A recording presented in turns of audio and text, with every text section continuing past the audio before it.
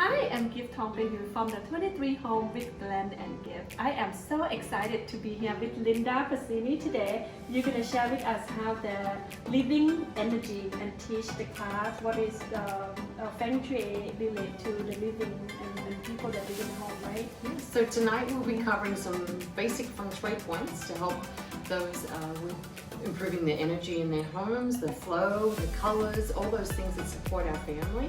And I think everyone's going to enjoy just the simple tips that we can help others with. Thank you for joining us. Thank you.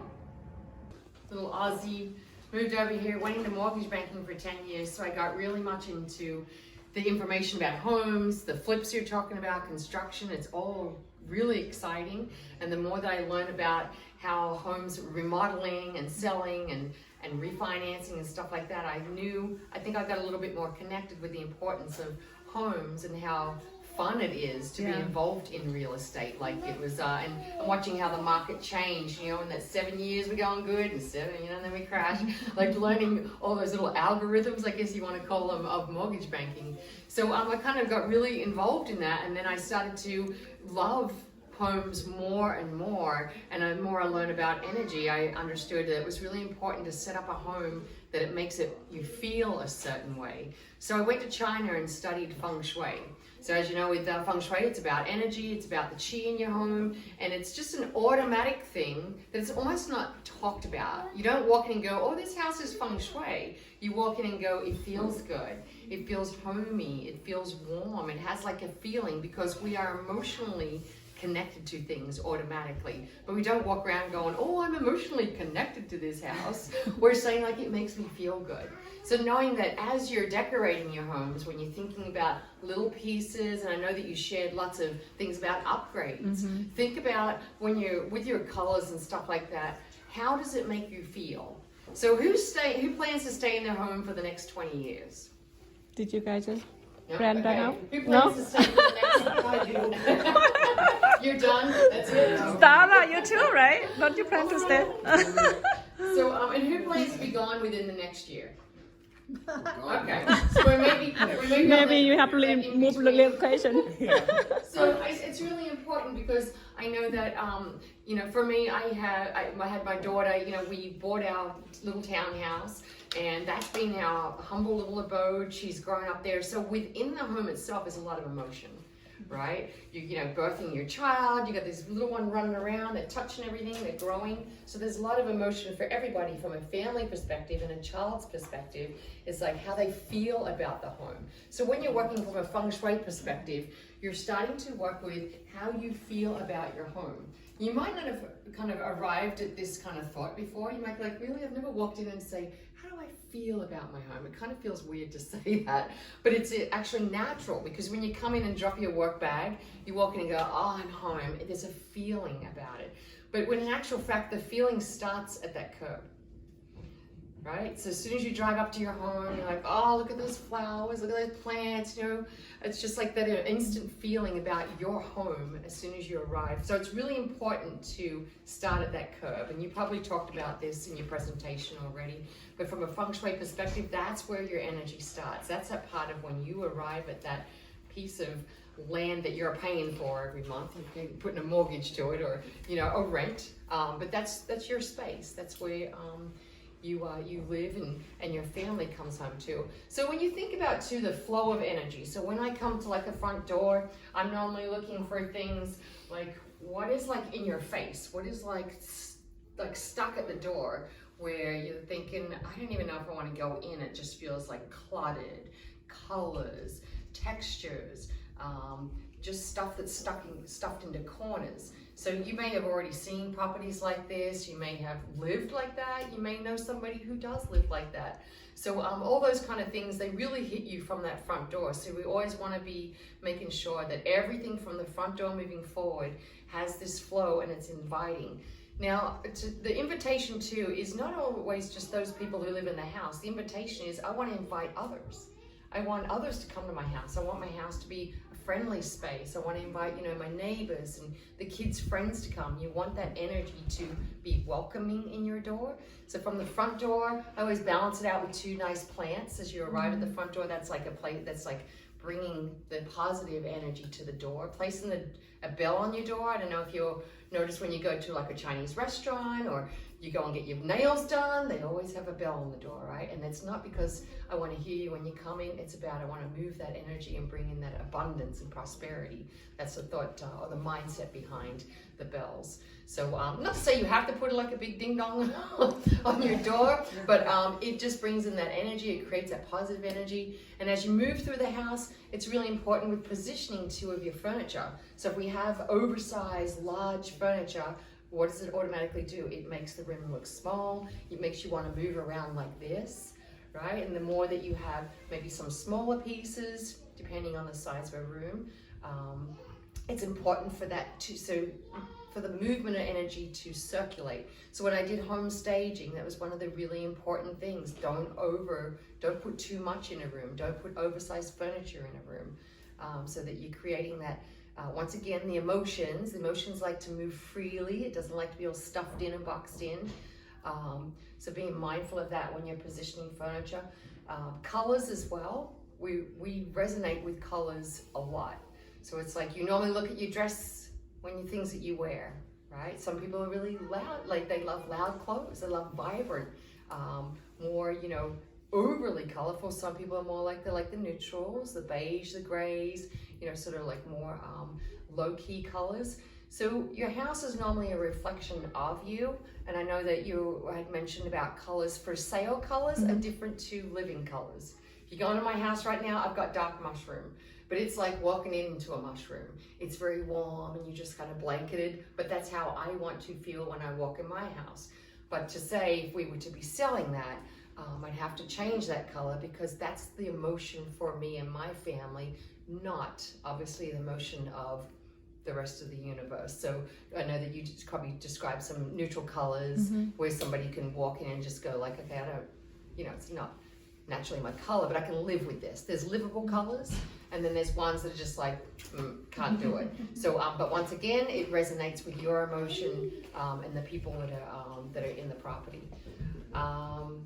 Kitchens are really important. Obviously, the kitchen is the place where we take care of this, right? So having stuffed things, lots of tchotchkes and things all over the countertop, you're normally gonna be feeding a lot. You're gonna want to be in there because it drags you in and it's cluttered, and you normally clutter this beautiful body that we've been given. So if you want to think about things from a Feng Shui perspective, getting things off the countertop, having maybe 2-3 things on the countertop at most, not everything stuffed up there and on top of every single cabinet, in every little nook and cranny. It's a place where you're kind of healing and nourishing your body at the same time. So it needs to be a place where you go to eat that is more nourishing and not like anxious, because all those little things start to create an anxiety. And what do we do when we're anxious? We're just shoveling the food in and we eat really fast. Colors on your plate as well, and on your table when you're eating, you want more soothing colors. So the light, light blue and some beige tablecloth, small pops of flowers on your table, but you don't want to eat on red plates. Red. Once again, eat. When you go to a Chinese restaurant, what do they have? Eat up, people. Keep it going. It's like, they want you to have 2 and 3 plates. There is like this, although the red is a very powerful color, but it will actually have you engaging a lot more than you want to. And you want food time to be more about peaceful eating, being calm, and taking your time. I did a survey, I read a survey recently. How many times do you think you need to chew your food? What's the surveyed amount? 21? Anyone else? Seems like a lot. At least 21. Anyone else? Every bite? Yep. So if you take a bite, yeah. How many times you actually should chew it? Should we or do we? Should Should or do it? It's a survey, so it's not gospel, but they surveyed 32 times. Wow. Yes. So and if Something you, too good. You can Yeah. take that 32. so even 21, if you're doing 21, it's still good. So if you think about that too, I sat there and I went 32 times, I'd fall asleep in between my bites, you know? It's hard because I mean you start out doing really well, but you get distracted, and before you know it, you're down to 3 or 4 chews. So I think with the analogy that comes with that, or the perspective, is that being mindful when we eat, enjoying each bite, you know, like letting your body absorb and break down, because the body doesn't like to, you know, have these huge chunks of food going in. It likes it small and it digests in a probably a more positive way for us, where we feel better. But anyway, that was just some food for thought when it came to the surveys. Bedrooms. Okay, what can I share with you on bedrooms? So soothing colors, making sure that you kind of keep the temperature in the room cooler. We often find we sleep better when it's a little cooler. And more like solid textures. So things aren't too busy, because the last thing you want to do when you're laying to bed is all be active, right? You don't want your brain to be like, oh, circles and flowers and Disneyland. You don't really want to be in that mindset, or your emotions, once again, to become activated as you're going to sleep. You want it to be more calm. So as you arrive in your room, the more dim lighting, the soft lighting, solid like a tan or light blue sheets. It's kind of like, it's all in the mind. Remember, our minds start to move and shift as we're going to bed. So if you're putting yourself in those positions to be absorbing certain things, when it comes to lighting and textures, it's just helpful, definitely, for getting a more peaceful night's sleep. Baby rooms. I can share with this in mine. I kept it to a minimal. If you want to use the word minimalist for a baby's room, and it worked really well, depending on the child. Obviously, my daughter was very active. She was a chatty one. She would talk all night and she wouldn't sleep. So the worst thing you want to do is put some gondola in her room and have crazy busy colors. So I had to keep everything very neutral for her. And the more I took things down and minimalized, the more she went to it. It's faster for her to go to sleep. So once again, the baby's not talking, but they're emotional. So they're very visual. They can sense things around them. So if you have, if you're preparing for something like that, or know somebody who says like their baby's not sleeping very well, start to look at the room and start to look at the EMFs too, the electromagnetic frequencies. Is anyone familiar with that verbiage? Yeah, okay. So the things, most power outlets, if you measure them, they're not emitting a whole lot, but for somebody who's really sensitive, maybe they're not sleeping, maybe they have headaches at nighttime, then you have the power outlets behind your bed head. Sometimes it's good, if you can, to move yourself away from the bed head, or to put one of those plugs in to cover it up, so that's it's. And as I said, some people are just highly sensitive, like they're really taking in those EMFs constantly, and especially the teenagers. They get bed with all their electronics. It's like, please leave your electronics. Unless you're a doctor or you're on call for somebody who's potentially sick that you might have to check in on. Leave your all your electronics in the living room or in the kitchen. Allow yourself to heal, because there's lots of healing taking place while you're sleeping.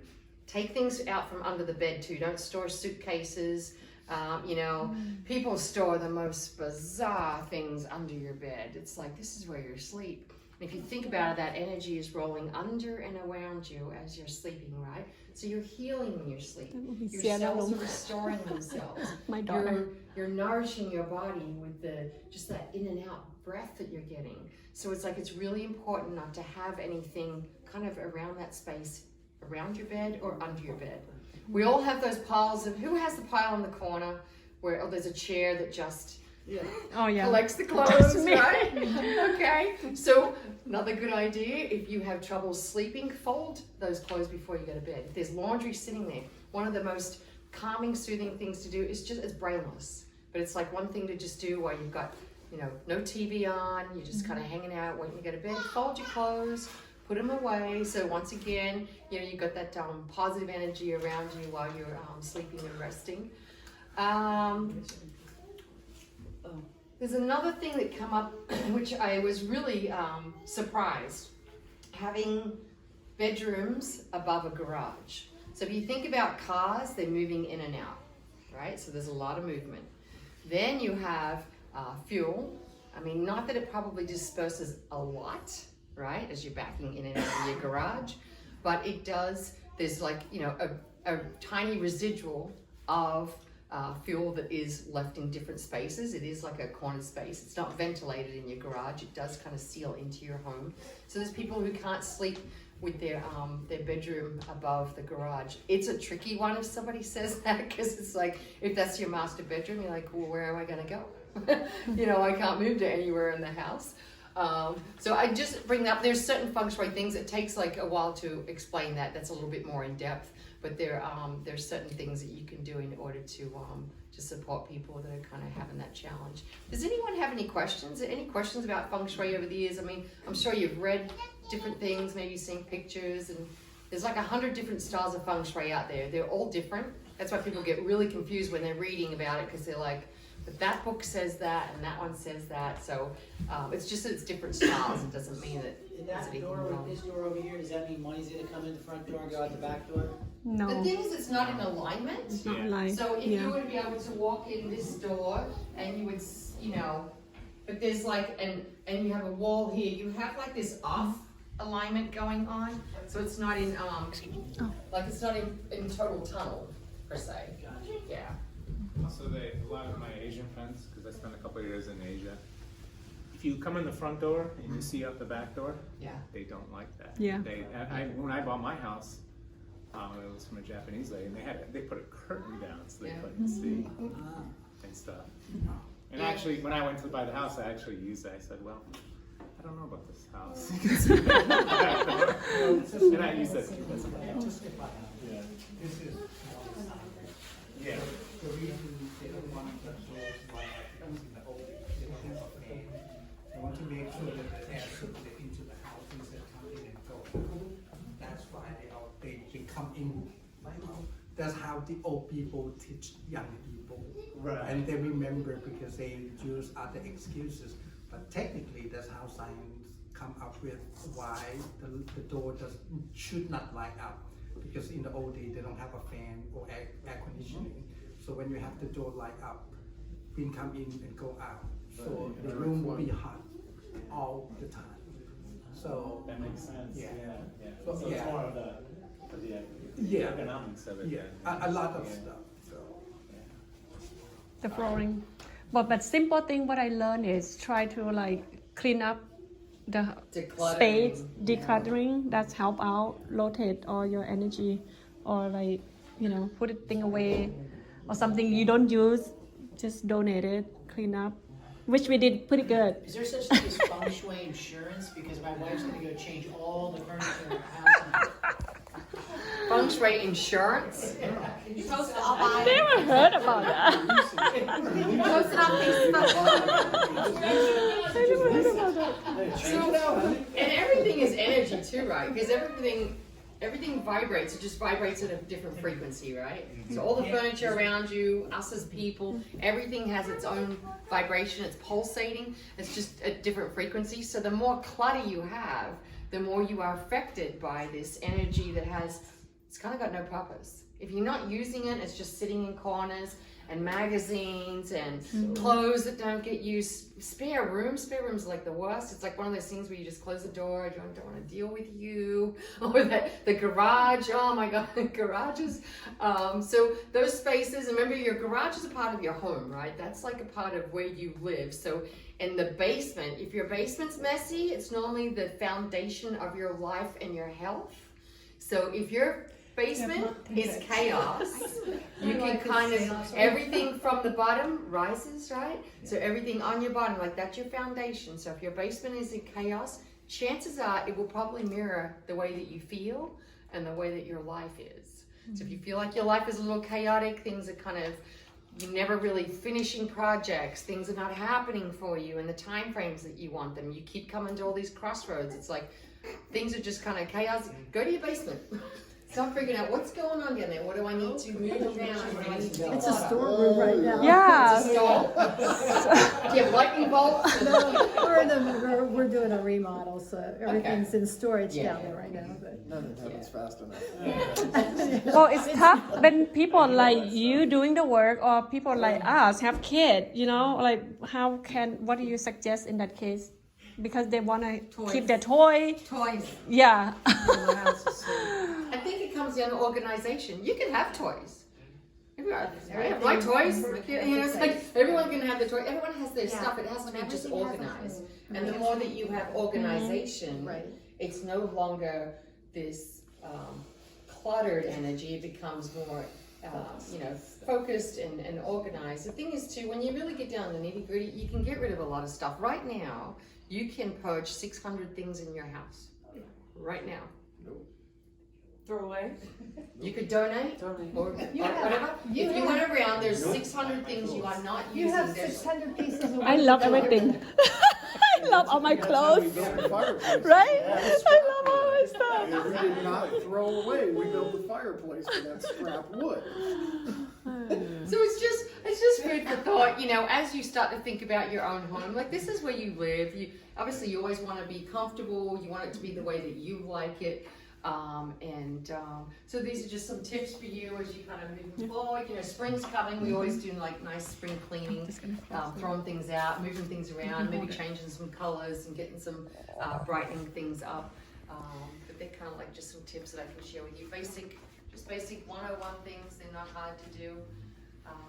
And if you are in a situation with hoarding, or you know anyone that has hoarding, I always suggest to ask for somebody, a specialist, to help with that, because I think that's a lot more deeper than just a basic emotion. It's like it travels a lot deeper, and you know, psychologically, that somebody needs a lot more support, professional support. So, if no one has any more questions, that's I have a story though. Go ahead. Yeah, you and my daughter. I was dabbling in Feng Shui for a little bit in our old house, and I decided to put the plants in the corner, and we had a small tabletop like water fountain, right? And then they would laugh and blah blah. It was the year that she graduated high school, so we were going to have a graduation party on our back deck in the family room, right? So I moved those plants from the southeast corner to the southwest corner, and we had 2 weeks of torrential downpour. The dishwasher or the washing machine flooded, and my daughter drowned the truck in that 2 week period. And it's all your fault because you moved the damn plants. I moved it back and it Had you not moved the plants, stopped you would have raining, and I didn't have any more floods. I agree. But Yeah, I lost my truck actually, because the you book moved the that I plants. had on the Feng Shui actually Right. did You have say insurance for that? that the So lease the truck. Right. Well, the corner that I had originally had it in. It's interesting how it works. And I think that there's a mindset that goes with it too, right? Everything's intentional. When you do things, especially when you're doing Feng Shui, you don't just like pop a plant down and go, oh, there you go, you know, like, and I'm gonna put a crystal over here, and like, you know, as you move about with intention, you are applying intention to your space. So if you're, you know, you're trying to enhance your wealth, maybe you're trying to cure, maybe there's a health situation going on in your family, or somebody's ill in the home, even just down to they just keep getting colds, they just keep getting sick and allergies and feeling run down all the time. There's something health related going on in the home that might need to be addressed. So there's different elements, like you said, you know, the plant is an element, and you have the different 5 elements that you can apply throughout the home that are in with each of the guas. The particular Feng Shui I do is like they apply it to sections and guas, and you work on each of the guas. So once again, just know that Feng Shui is a little bit different. You know, I know the Indians do, I think it's Vastu. It's the style, so the element is one like element that's a little different, but they're all, you know, they're all good. It's like, you know, no Feng Shui is better than the other, so it's just the one that you choose that you like and that works for you. Thank you. All right, thank you. Yay! So don't you guys think this is a good advocate for, you know, maybe, we try to be the best resort for you, not just for the real estate part. You know, Linda and I work together a lot. Sometimes I feel like this home needs attention. You know, we start working on, which one is it, like a condo. I have a penthouse condo in Reston, beautiful, but it was owned by a young guy. He just loved the color. So when then we just like, okay, Linda, you're the expert. Tell me what to do with this.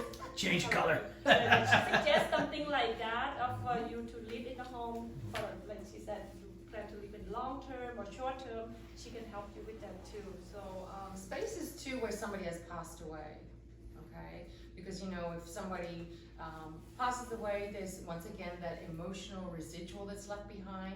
Even a divorce, when you know someone's broken up and it's like it's sad.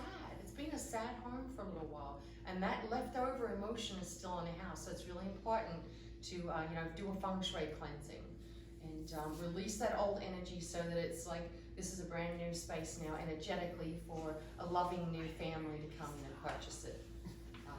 So it's just something to think about too. And if you have that, I do the home cleansings. So just something to think about if you come across that, or you know someone who's kind of what going do to you be call it experiencing name? that. Love? Okay. So we talked about a cleansing the other day, and we thought maybe someone would be like, cleansing? My house doesn't need to be cleansing. So we thought about maybe a love blessing, bringing love back into your home. Isn't So that when nice? things are broken, Yeah. the love is gone. So then you want to bring all the love, ramp the love back up, so that once again, whoever comes in is going to feel that that positive energy and feel good about it. Yeah. Well, Yeah. thank you so much. Thank you. Good. Of course, This is if she good. want more detail, she always available to help. I can share her contact through everyone, or we try to be a best resort, not just the contractor part. We try to, you know, because we have so much experience working, let's say for 10 years, we seem so happy, ugly, smooth, and we seen a lot. So we just like to share our knowledge and give you some insight. But thanks again for joining us. Yay!